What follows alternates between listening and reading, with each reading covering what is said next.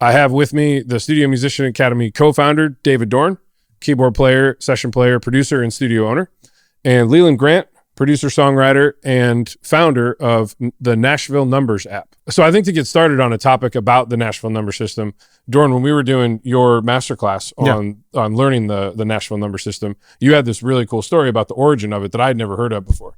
The Nashville number system, it came into being through a group called the Jordanaires.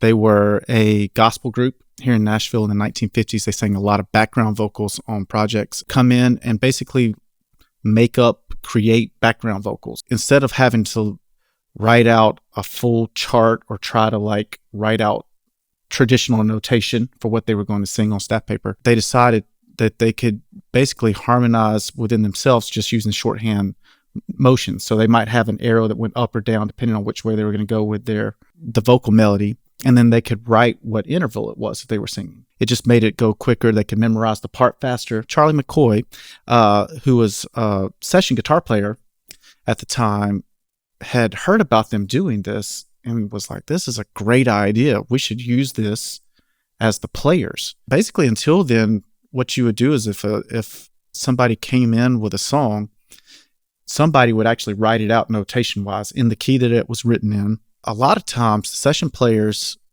felt like they could improvise a part that might be better. Just gave them more freedom of choice in what they were playing. Charlie started writing them out basically using like the Roman numeral system in classical music, except doing it shorthand, just with the numbers. So in the key of C major, the C would be the 1 chord. And then if you go up 4, C, D, E, F, F major would be the 4th chord. And so he was like, I can write this out, and no matter what key we need to be in, if the singer's like, hey, I need to go up a full step or go down a full step, the chart doesn't change. It's always going to be the same because the intervals are the same. And so that got adopted really quickly. As far as I have heard, that is basically like within a couple of years, that's how everybody was doing the sessions, was with Nashville number system. Even beyond Nashville, that has gone further. I mean, there's a lot of worship bands, other parts of the industry that utilize this same method. They might not write everything the same as we do in Nashville, because there's certain things we'll talk about today that are a little more specific to the Nashville session scene, but the concept has kind of gone, a lot of people have used it. It's gone further than Nashville over the last few years. So we all know that reading and writing Nashville charts is essential to being able to play in the studio.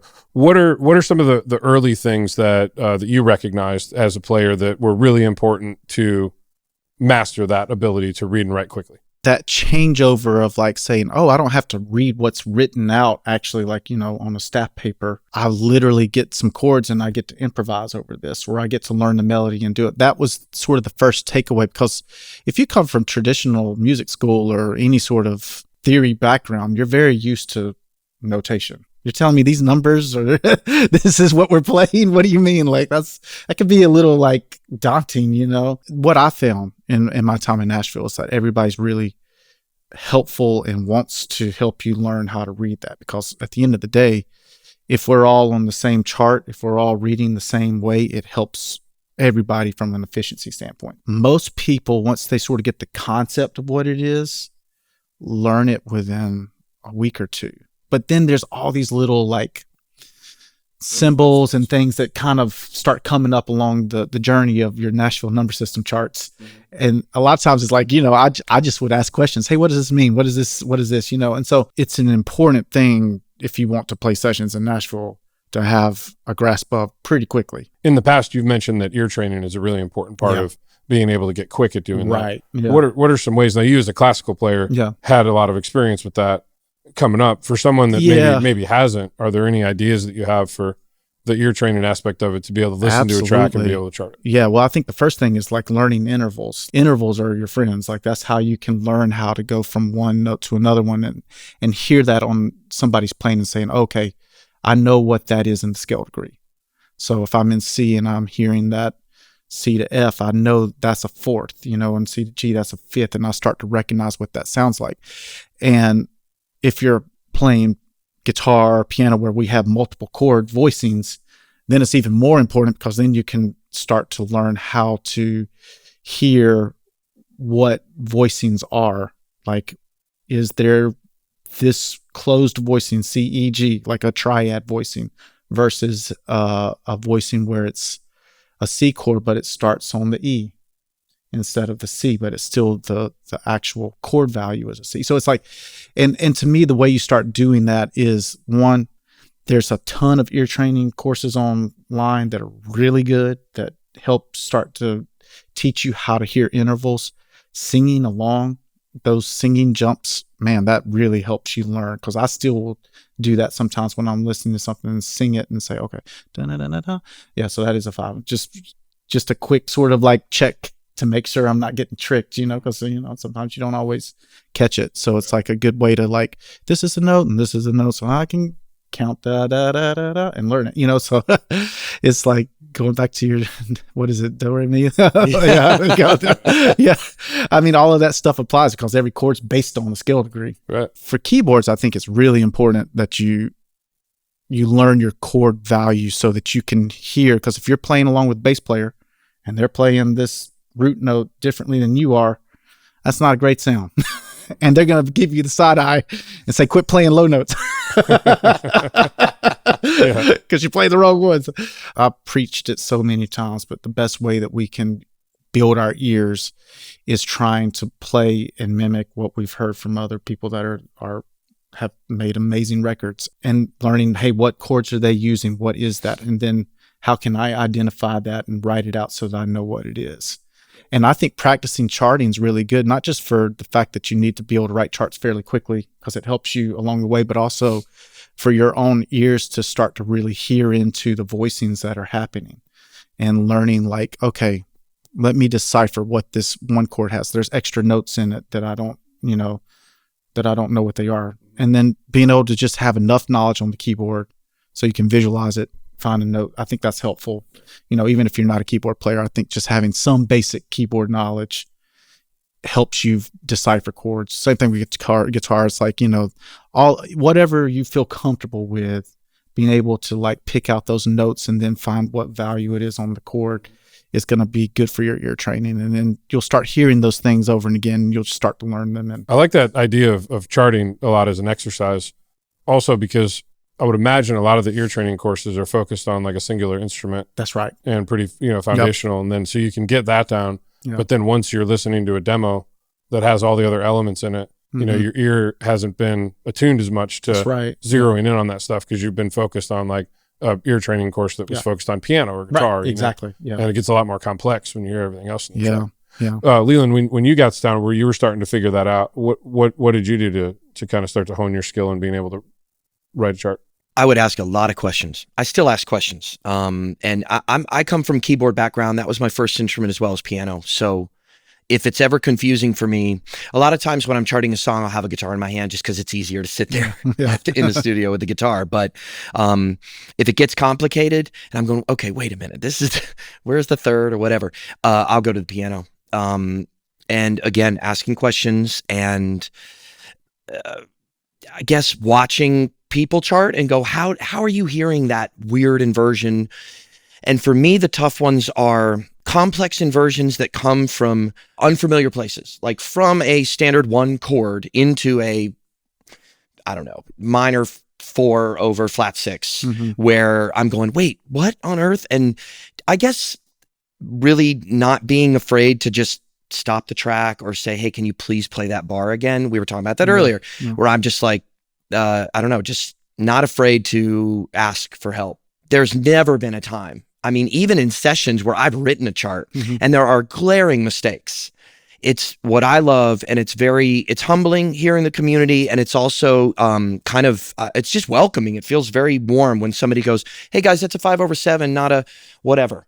And nobody makes a big deal about it. There's never any ego, somebody's like, hey, because I make mistakes all the time. So, because outside of just charting, but like working in the studio environment in general, I think everyone battles with that like imposter syndrome or whatever of, being in that position and then feeling a little bit like, why did they call me to do this? And so you learn over time, I think, to recognize that there's a reason that you got called there and that you're there and you should be, and then you get more comfortable.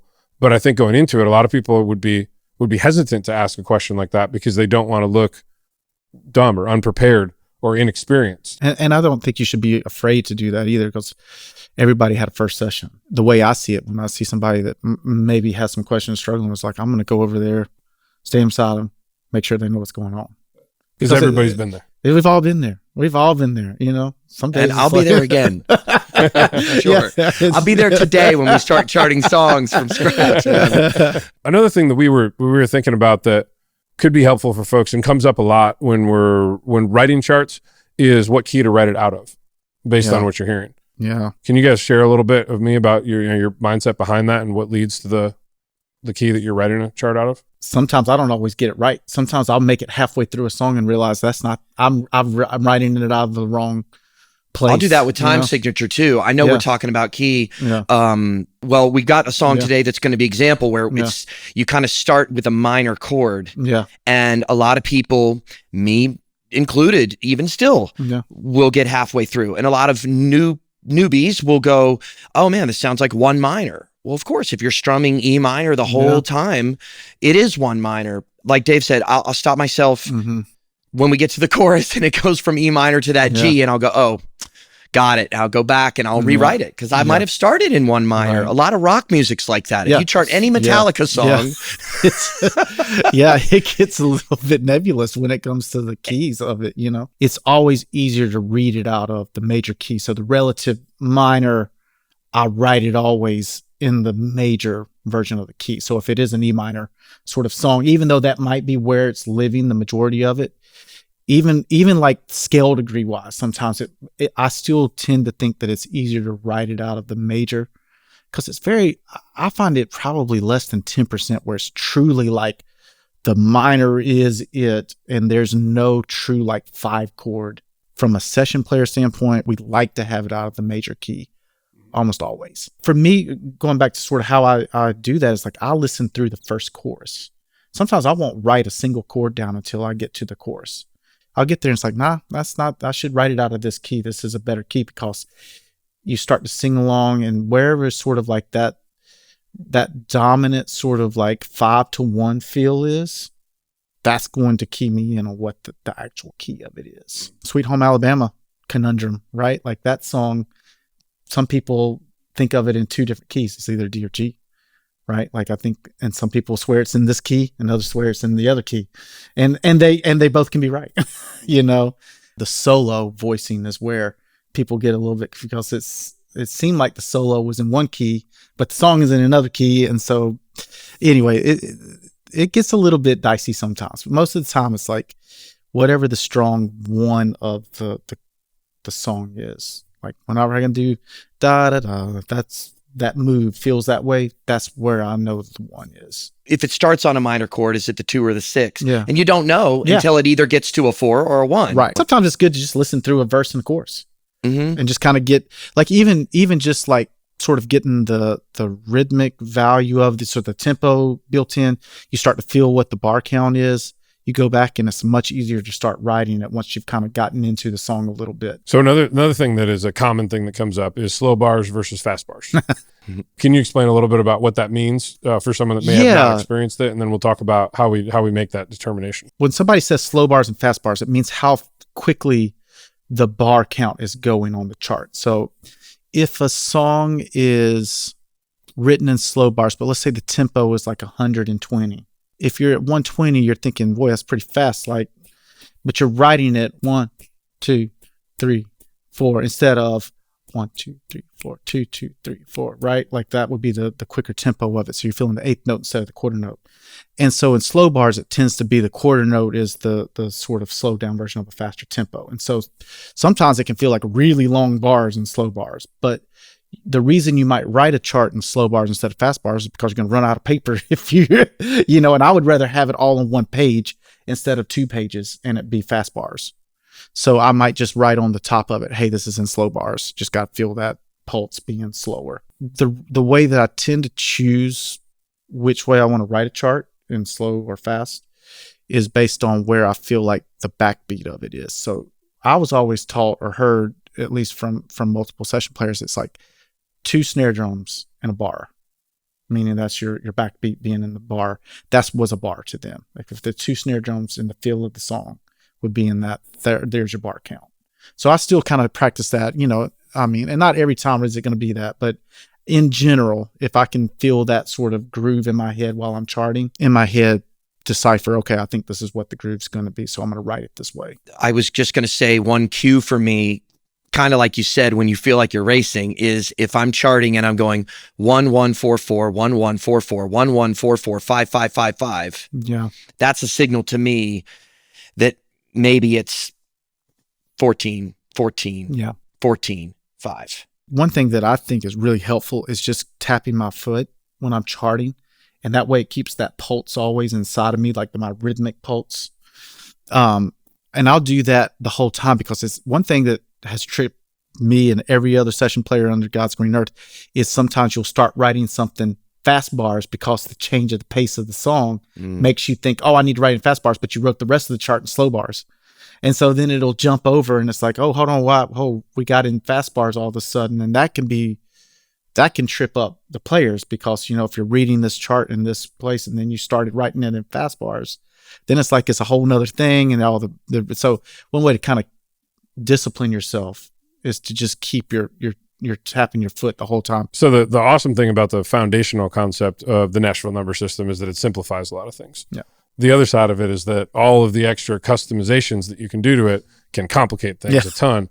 And there's so many different ways that people could write the same type of symbol when it comes down to the different notations that you're going to add beyond just the numbers themselves. What are some things that come to mind when we think about custom notation and some common things that come up that someone might expect or not expect to see, and how do you navigate it? You navigate it by asking questions. I always just ask whoever wrote the chart, like if there's something I don't understand or they write it differently than I do, I'm like, hey, what does this symbol mean? So that's your first sort of just off the cuff. If you don't know what something is, go ask them. And then a lot of times you'll hear it when it's playing by and you're like, oh, okay, that's what that means. I hear what this symbol is. So for instance, like one of the things that comes across a lot of times is pushes. And pushes are when you have an anticipated chord, meaning that it doesn't fall on a downbeat. In Nashville, we'll symbolize a push with a little it looks like an accent, basically, in traditional notation. Typically, it signifies an 8th note push, but it could also mean a 16th note push. Sometimes the 8th note push can be where it's like the point is going to the right, and then a 16th note push is backwards. We would call it a backwards push, but that just signifies to the players, it's like, hey, the backwards push means a 16th push. But that's not something, if you came into a session, you would ever know what that means, That's just one of those little shorthand things that sometimes we'll use to just help us know, hey, difference between the 8th note push and the 16th note push. So, even when you have a chart in front of you, you're hearing the song for the first time. As a Nashville session player, we haven't heard these songs. Like, we get this piece of paper and we get one good listen, maybe two. So you better be making notes, or Nashville memory system better be working good, which doesn't always work all that well. So one of the best things that I found was like just going over to the most sort of like seasoned guy on the session and just like saying, hey, do you mind if I ask you a couple questions? And just like never once was I told to not do that. They want to help you. So it's like for anybody that's coming up and maybe kind of getting into those first session scene things and feeling a little bit like nervous about not understanding that chart, I promise you that everybody's there to help you, because at the end of the day, we're only as good as the weakest link on our session. And so we want to all be as unified as we can. A couple of the other things that you'll see on charts that are sometimes a little confusing are like stops, which a lot of times we signify with an upside down triangle. And that just means that it's a short note. We'll hit the note, but we stop it, and then sometimes people will write that with the traditional notation where they put a dot over it, like a short note would be in traditional notation. And then diamonds, which we call jewelry, which is the whole notes, you know what I mean? And so like somebody might say, hey, lose the jewelry. It's like we're getting rid of the diamonds. We're not gonna have any holds or stops or whatever, you know what I mean? But what that is just a little diamond over the actual number, and that signifies it's gonna be a whole note, hold, basically. But there's some guys that will still put like traditional notation where it's a fermata over it, or whatever, or write out the actual time that it's being held. Because there might be an instance where it's like, we're going to hold the note for 3 beats, but we're going to rest on the 4th beat. So you might actually write that with a half note and a dot to signify the actual time that you would hold it. And then some of the shorthand ways of doing it, because I'll write sometimes shorthand as well, where I'll put the diamond, but I'll put 3 slash marks to signify 3 beats, and then a quarter note rest. And that lets us know that it's still going to be a rest there. So you might see different ways of doing it there. Again, just kind of asking, hey, what does this mean? It's always helpful, especially if the person that charted the songs, which typically the session leader, they're there to help explain that, be a communicator of the songs to everybody. Yeah. Or go download your masterclass, which has a beautiful worksheet of all of the symbols that are utilized in Nashville Numbers system. Please do. I think I did a good job of describing all of those things. Then there's the thought of what to utilize out of those symbols and what to leave out. And what is the thought process in determining that? Cleanliness of chart. Because if I wrote out every single thing, every rhythmic value, that chart starts to just get messy looking. And it's too much information. Like I think sometimes like there are specific licks that we know are going to be there. We should write those out if you can. It's helpful for whoever's going to be playing those licks to have it, because they might get out there on the floor, play 2 passes and like, oh, I need to play that lick. Well, I've forgotten the lick. Sometimes I won't even write like every single notation value of it rhythmically, but I'll write out the actual numbers of the lick, and then they can just do a quick play and say, hey, can you play me that lick one more time from the original demo? Hear it, see the numbers, boom, and then memorize it, So those sort of notations I think can be important. But if I wrote out every single rhythmic thing that's happening on that work tape, it just starts to get messy. And I think as players, the thing that the Nashville number chart does so well is it gives you freedom and choices to improvise. I would err on caution of writing too many things on there. Somebody might write it differently. They might want to notate this themselves. They might want to write out what they would write. The drummer's going to write a different notation than what I would write, Let them write out whatever rhythmic things they want to catch, because they're listening to it as well. But you are given the general format of it. You want to make sure that you always have it labeled as far as what sections are happening: introduction, verse, pre-chorus, chorus, turn around or re-intro, however you want to look at that, and just having all of the sections labeled, because that's super helpful. Phrase dots, super helpful. I don't write charts without phrase dots, because I think that's a good way for us to all feel where the phrase ends and begins, And then sometimes a phrase isn't always a 4-bar phrase. It can be a 3-bar phrase to a 4-bar phrase. And having those little things signified automatically help us feel sections correctly. Those things I think are really important to have there. As a producer, and if I'm doing pre-production with the band leader, sometimes there's things that I really want to make sure that everyone's aware of. Yep. And I don't want to have to explain it to all the players. Yeah. Then some players will kind of have the opinion that, well, I wouldn't really write that in there because everyone will hear it in the demo. But then you kind of think about, but when we're all in there, once you get the kind of vibe of the song, right, you're kind of sipping your coffee and hanging. And you may actually miss it. You might. Yeah, it's that thing that's happening in the bridge. And I want to make sure that everyone's on the same page, that we know that, so I don't have to bring it up. And I might not think about it in the moment because I'm thinking about, all these other things. When you have the opportunity to, or you're in that position, what sort of things would you communicate or ask to the client, like the producer? Well, so in Nashville, we have what we call session leaders. And traditionally, session leader meant you were the person that wrote the charts for the session. You were also the sort of like go-between communicator on the session floor for the producer or the artist and the rest of the band. That's not necessarily as big of a thing these days, but I still think it applies. I still think the session leader should be the person that's communicating with the producer and saying, hey, this part, do you feel like this is something we need to all be paying attention to? And if so, I'm going to write down what that is, and I'm going to make sure that everybody on that floor has that knowledge. I'll go, and I've done this a lot of times where I'll just walk around to each player and say, hey, write this right here, or I'll put it on there. I'll just take the chart and write it for them. Ask the engineer to play that in the demo one more time and say, hey guys, listen to this bridge. We need to put big ears on. Let's listen for a second. We're going to do this part right here. And that's just a quick 30 seconds that it takes to make sure that when we get out on the floor, we all know exactly what needs to happen. And that's not something the producer has to sit there and sweat about and say, hey, did you get it? No, we got it, because that's your job. Your job is to make sure that you're helping that producer get everything communicated correctly. So if you're the one writing the charts, I still think for the most part, you're the one player that's heard the songs ahead of time. So you need to sort of be the one to kind of step up and make sure that you're communicating with the rest of the band what needs to happen on those charts.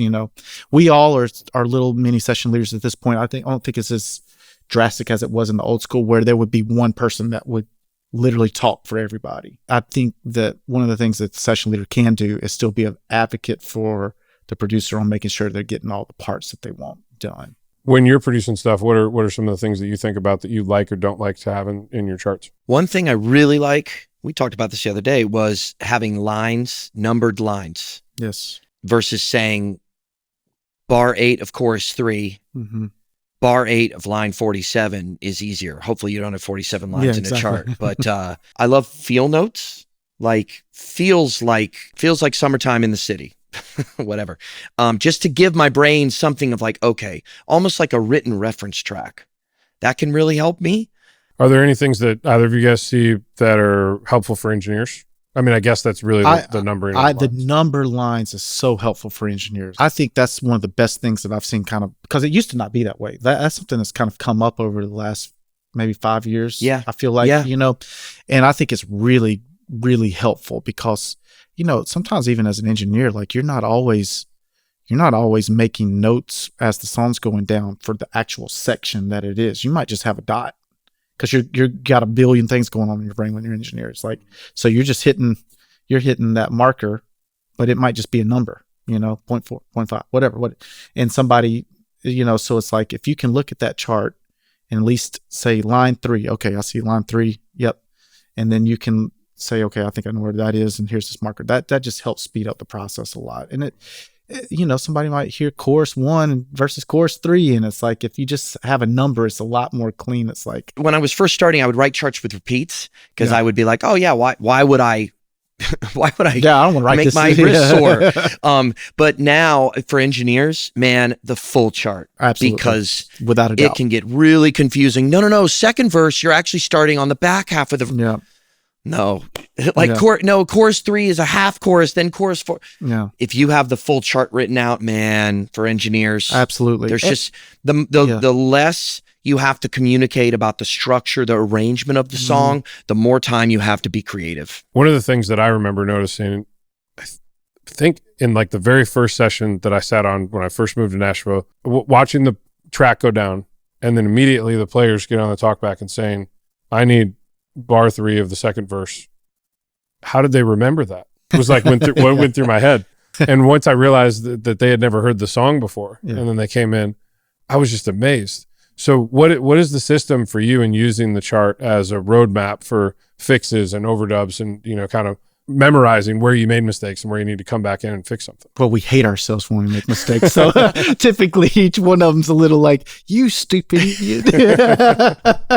So, I mean, typically though, like if I make a mistake, it's like, I'll just kind of like while I'm playing mentally just say, I need to come back to this verse. I might not always remember exactly where the bar is. I mean, some guys are really good at it. I think they can memorize exactly what bar it was every time. Sometimes down to the beats. Down to the beat sometimes, exactly. Yeah, which I always am like, man, that's impressive. You really do hate yourself when you can do that. Well, I think you guys remember them, and I don't play on sessions sometimes, but I think you guys you don't make that many mistakes. Yeah. Not saying that making mistakes is bad. People do it.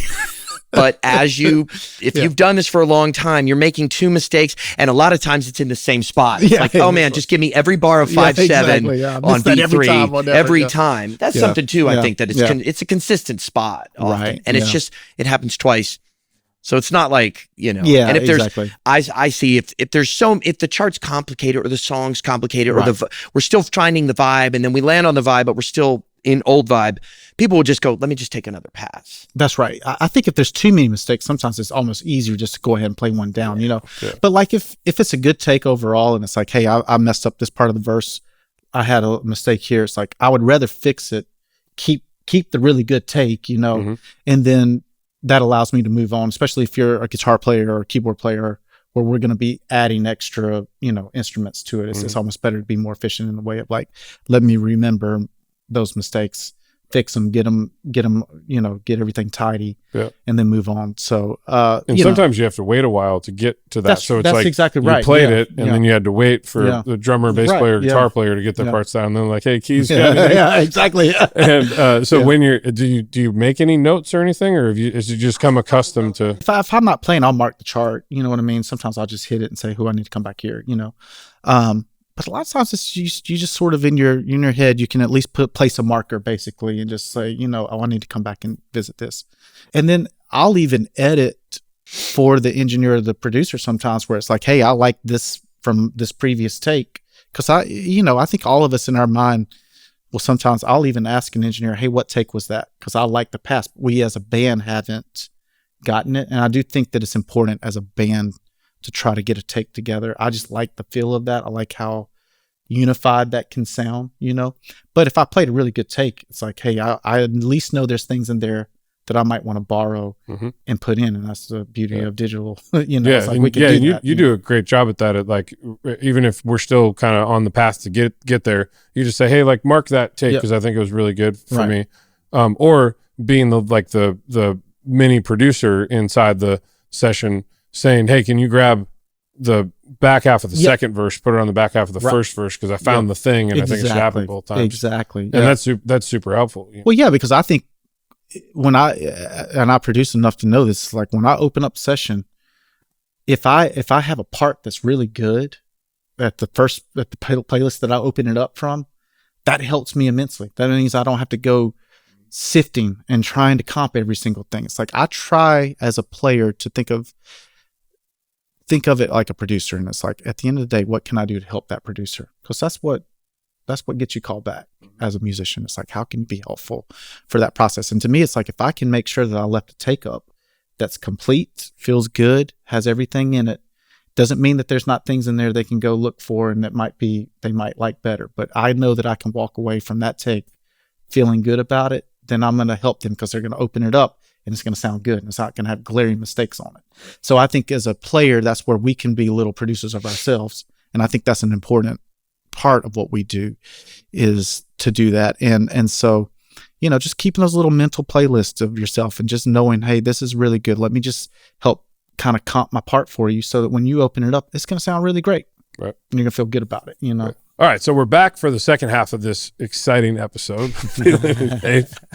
And we're going to go through and chart a few songs. We're going to utilize the Nashville Numbers app that Leland has created, which is absolutely amazing. With Chaz Williams. Sorry, I had to say that. Chaz Williams co-did this app with me. Got to throw Chaz's name in there. And then Dorn will be charting the old-fashioned way over on the other side. And then we're just going to talk about it as we go through it and see what we discover. So what's the first song we have? Who's the artist and writer? The first song written by Jeff Slaughter, who wrote all the VBS, Vacation Bible School music. And the song is called Storm Chasers. This is, don't judge the mix, just a rough mix. But it's called Storm Chasers. All right, cool. And on the app, if you're watching on the screen, we're just going to hit new song. And then we're going to rock this puppy. And we decided, what key are we in? I believe we heard it and we said it was an E. In E, okay. Yes. That's all we'll say, right? Yep, that's all we'll say. Key of A, okay. Here's Storm Chasers.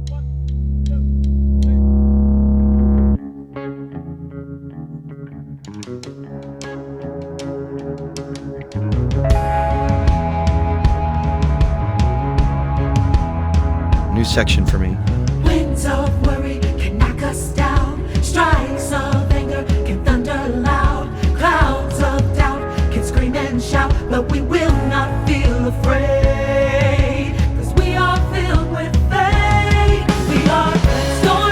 All right. How about we stop right there? Because there's a lot of movement happening there in this song. Yeah. Yep. The first thing that you realize is like, there's a lot of chordal information coming at you. Like it's a lot of chords happening really quickly. So Leland. Yes. How did you write your bars? If you're watching the screen, Yeah, right now I was going to write the song title because I hadn't done that yet. It's usually a good thing to. Chasers. The key I've got, I don't have tempo yet, but I'm guessing that's somewhere around 83. Yeah. I don't know. So the quarter note, right? Like you're feeling. That's how I'm feeling the quarter note. Yeah. And akin to what we were talking about before, I skipped the intro because I was just kind of vibing out on what it was. What I wrote for the verse was 6 minor 1 7 flat 7. Correct. Yeah. That's how I wrote it too. And did you write it all under one bar? I did. I wrote that under one bar because of your snare drum thing. So dun dun bar 2. Then happen beat again. Basically on the quarter note has a change in the chords, right? Yeah. You know So I mean? it's a 4 chord split bar, which I remember. Now I know this song. This song I did, so I had a little bit of a clue on it, but I do remember charting it for the first time. Jeff was playing piano, and I had to ask him to stop for a second. And just go, okay, where are you at? So it did take me a minute to get into it. Once I'm into it, it's easier. Yeah. And then you wanted to stop because of that bar thing that happened on bar 4 and 5, really, right? Mm-hmm. Yeah. Do you want to talk through that? Yeah. So it's like you get to bar 4 of that verse, and then you finally have a long bar. Got a whole bar, and it's like, oh, okay, whoa. What chord is that? Because you're coming out of this sort of like very minory da da da da, and then it goes to the da, right? Mm-hmm. So it's like for me, it's like what da da, 4. It's like I'm counting out, so I'm using my intervals there because we know this is home base, right? Even though it starts on this the minor, right? But we know da da. There's our tonic, right? So it's like you use that da da da da. So I'm just using that as to catch it, and then we go up to right to the 5. But then there's this little tricky bit that happens, right, where we have a little half step up on the low note, da da, right? Yeah, and so what is that, right? And so like that, I took it from the 5 chord. Yeah, right. So you have your 5 chord, and then you have this, right here, this, and so it's like, oh, hold on, what is that chord? Because that's not one that you always associate, right? So it's like, for me, that's when you have to sort of like figure out what is the voicing of it, right? And so if we're in E, and this is the 2, and this is the 3,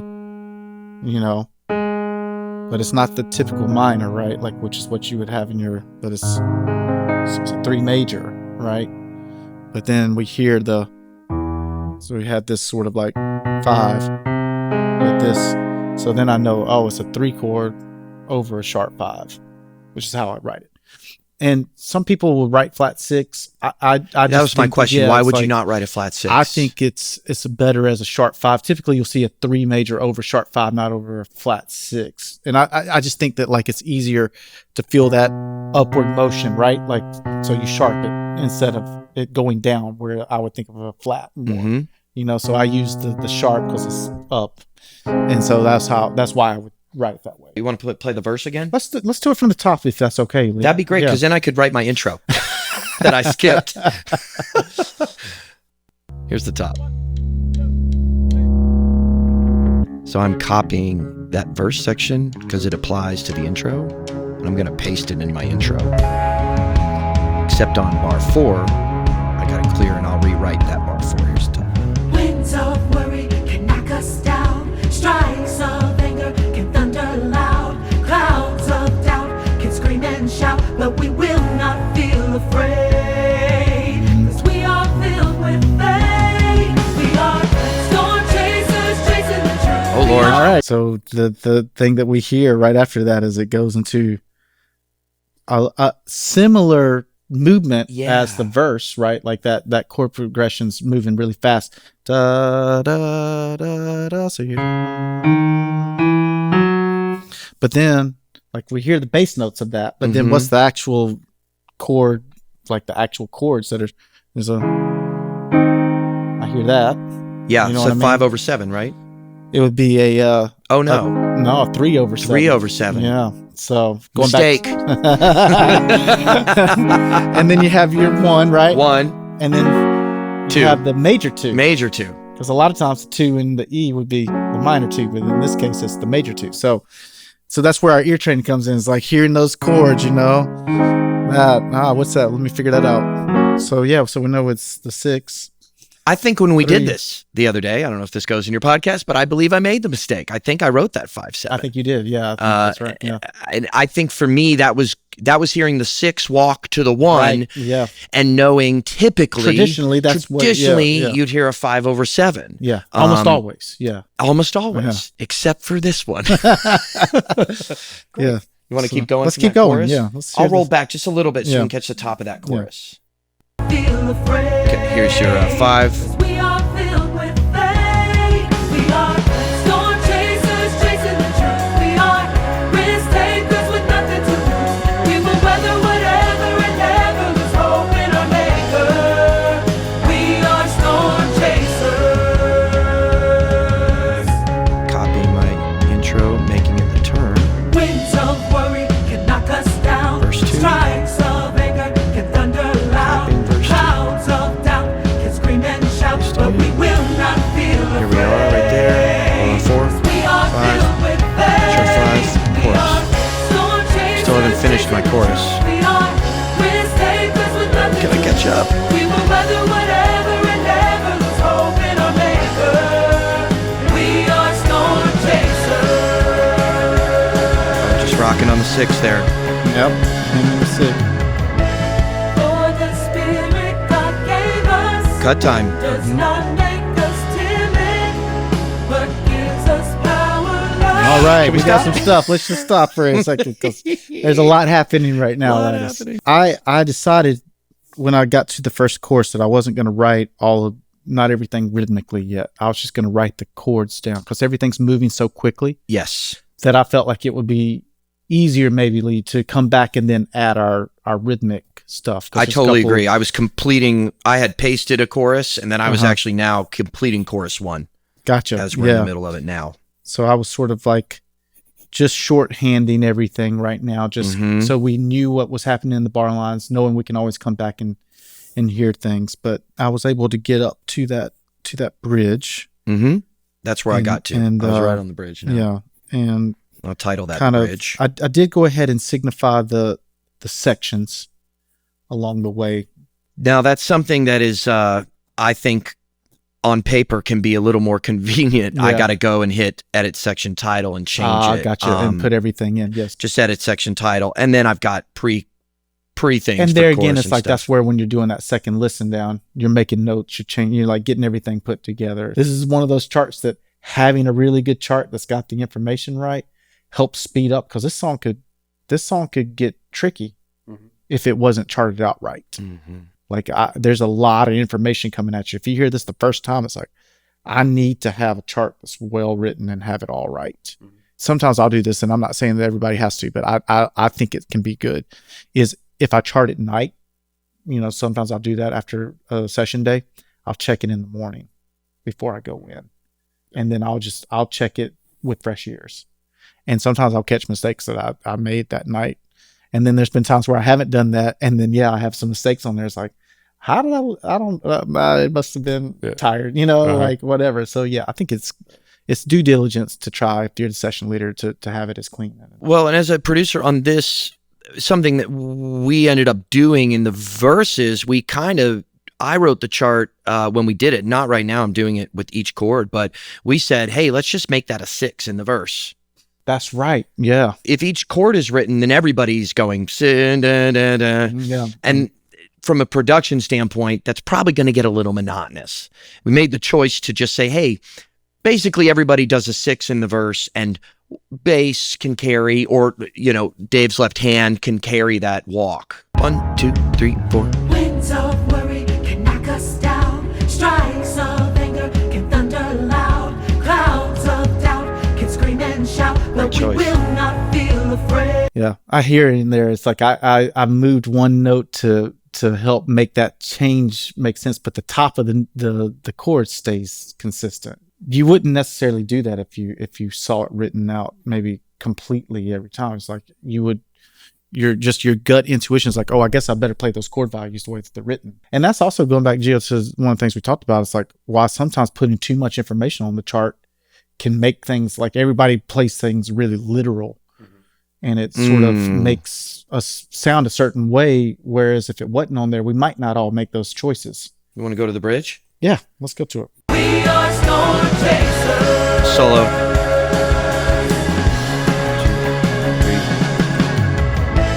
For the spirit God gave us does not make us timid, but gives us power, love, and self-discipline. For the spirit God gave us does not make us timid, but gives us power, love, and self-discipline. We are storm chasers. The way that it's set up is actually a 5-bar phrase instead of a 4-bar phrase. So it'd been easy to put that phrase dot between the 4 and the 1, which was bar 4 and bar 5, but it really needs to be after the 1 because then it resets the phrase, right? And so us as musicians hearing that there's an extra bar inside that phrase, and then we start the vocal phrase again, helps the drummer particularly like set it up the right way so that it doesn't feel like it gets shifted in a strange place, you know? I call it the Dancing Queen effect. Yeah. Do you know what I'm talking about? The Explain song? it. Yeah, that's the song. So after the Dancing Queen first chorus, the tambourine dancing queen, 2, 2, 3, 4, turn, 2, 3, 4, 4, 2, 3, verse 2. Nope. 3, Yeah. 4, 4, 2, Yeah. verse 2. Yeah, you're She's right. a teaser. She turns them on. Yep, exactly. Which- yeah. It's funny because I play in a cover band and live, it's my inside joke humor always watches the dance floor coming out of that turn and see what happens because it's really funny because people often look at the band and they go, "Oh, did you guys screw it up?" Nope. Yeah. You know what I'm saying? Yeah, right. Yeah, we feel phrasing so like, you know, the four bar phrasing is so intuitive to us. We get hit with it so often. It's like it's a little bit jarring when it's not that way, you know. Even as musicians, it's like that's why it's important to like have those phrase things that way. I'm curious, David, now how are you writing lines? Are you doing 4 bars on a line, 8 bars? I'm doing 8 bars on. I like 8 bars on the line. Okay. Obviously, the bridge is a little bit different because it's a 5-bar phrase, so it's a little tight right now. But I like writing across. Okay. To me, it just helps. Like some people write 4 bars and down. Yeah. But everybody's different, and there again, that's where people's charts look different from each other's. You know, I like it 8 bars because I feel like it's like reading to me. I read to the end of the line and I start a new line, you know? So I kind of look at it like that instead of like short blobs, like little paragraphs. I see it as one long sentence.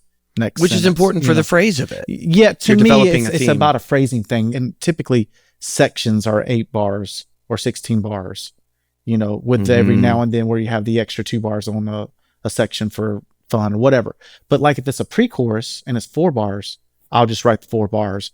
New section, right? Like if it's just a 4-bar section, then it might only be just the 4 bars on that line. It's all about how the phrasing of that section is to me. I need to hear that bridge again. Yeah, because I think I made an error here. Yeah, let's hear it again. Okay, let's come out of chorus 2. Soul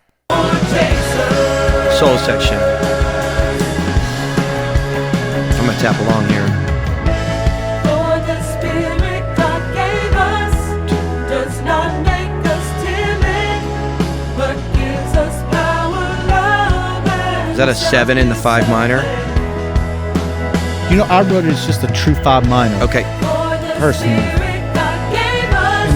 Sometimes I'll let the bass player make those decisions and not write every time. You know what I mean? Like we need to play it as a 5 minor, as a chord voicing. You know, that one I write though with the 3 over sharp 5. That's what I wrote. Rhythm stuff there. Yep.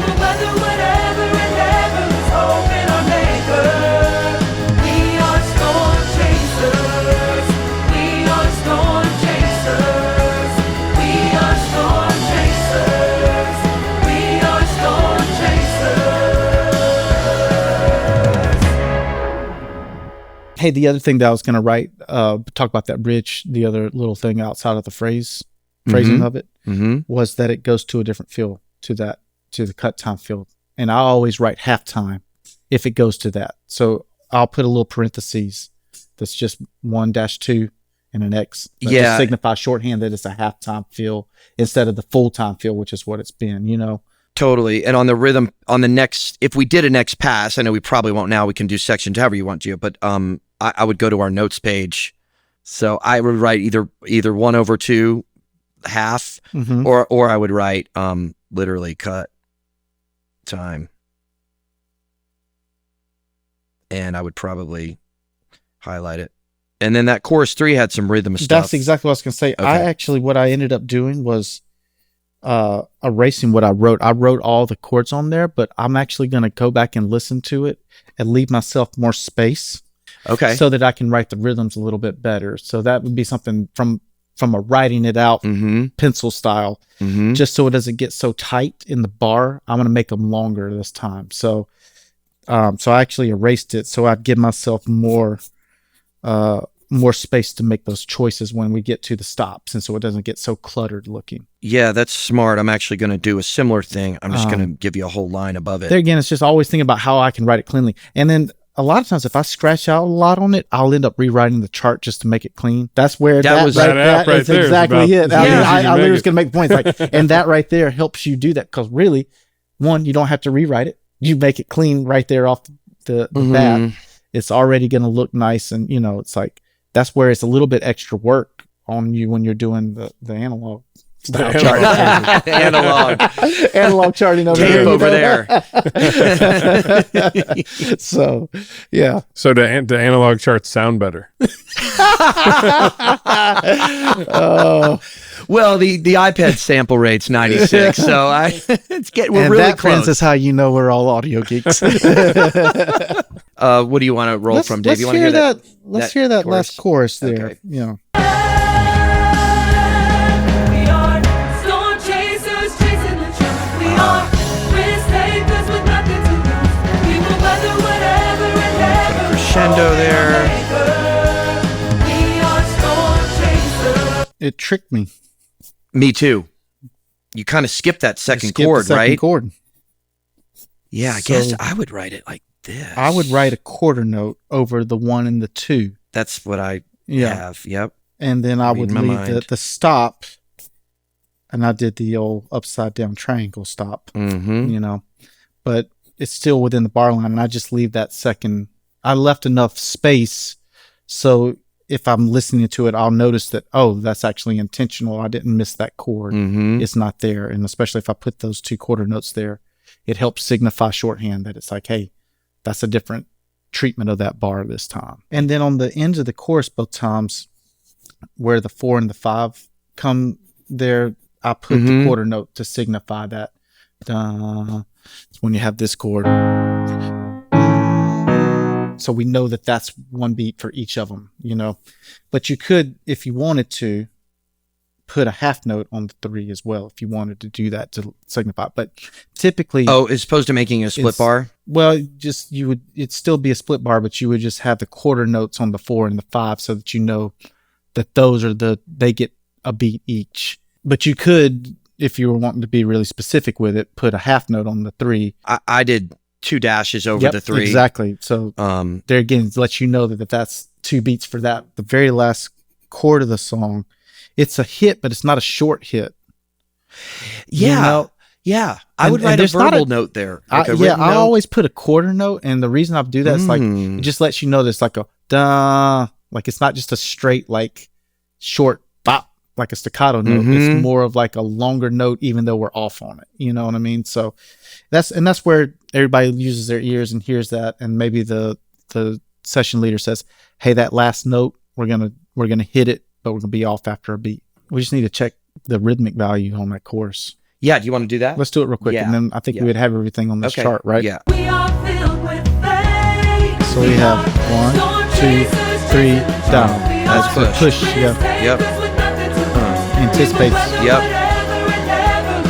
And that's an 8th note, right? Yes. So yeah, so that's the thing that I noticed is like that 2 You know, those are chord, pushed too. and Sorry, those are David. pushed. I Yep, didn't mean to interrupt exactly. you. No, you're great. It's like, but you're listening to see how that chord's being pushed, and so I would write it, you know, with the arrow going to the right, like the smaller part of it. So, and that lets me know that's an 8th note push. And you're right. It comes back and has the motion of that again, right? Oh, in the turn. In the Yep. turn, yeah. We are storm chasers. Bum, bum, bum, bum. Yep. Bum, bum, bum, bum. Going back through the chart's good to be able to make some of those little things, because that is something that the band needs to know. That push is important. That's the feel of the way the chorus is written, and it goes with the vocal phrasing. That's another thing that I really try to listen to, especially when we don't have a full song that's already kind of produced out like this, what we're listening to. But a lot of times that vocal will tell us where things need to push or not push, and I always sort of lean, however the vocal phrasing is, what feels best with that, I'm going to make that choice a lot of times. Even if it's not what's happening sometimes on the work tape, I will make a note and say, hey, the vocal's pushing here, but you didn't do it. I feel like we should probably follow your vocal, because that dictates everything to me. And the singer's going to love you for it. That's how to get called back. Yeah. Man, I love that vocal phrasing. I feel like we should follow your vocal there. Truthfully, for a song like this, and you could see it when I was going down on that listen, what I love about it is being able to copy and paste when the sections are complex. You've got 3 phrases where there's 4 chord split bars. Can't even say it. It's so complicated. And I just love to be able to do copy and paste. Now, like I said, section titles, I do find those personally easier analog. But that's something that I do once the chart is complete on this. Yeah. So there are some things that I still love about analog, and I will say, personal admission, even though Chaz and I made this app, there are days when I will chart analog on paper just because I kind of feel like I need a break. Just change it up a little bit and go back to my roots. Yeah.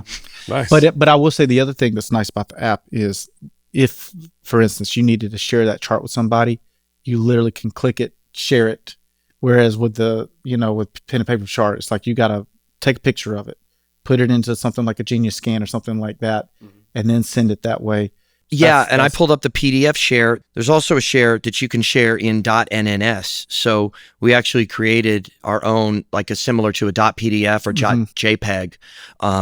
So if you have the app, I can share this chart. Now you can make your own notes on it. Right. So maybe the bass player, he might want or she might want those 4 chords in the verse. You just want the 6. So that's just a handy feature about it. Absolutely. One thing that we've done, this is our latest version of the app. We made folders for charts because we were having people say, man, I want to make a set list and I'm having to do screenshots. So we have a drag and drop ability now where you can take the chart and you put it into a folder. You can pop right out of the folder. Super nice. There is a little bit of a tutorial at the top of the app that walks you through kind of like just very basic stuff. I have a chart that I just clicked where I wrote slow bars and then I drew a turtle and then I drew a bunny rabbit and I crossed the bunny rabbit out. That's just my personality. That's lovely. I think sessions need to be fun and you hear the fun in the track. And so I will do goofy little things like that. One thing that's really cool for the educational purpose of the app is if you toggle from 1, 2, 3 to ABC, you'll go to the letters versus numbers. And if you look down at the keyboard, that's now in letters or numbers in the key, the song that you're in. Now you can chart in letters and then switch to numbers.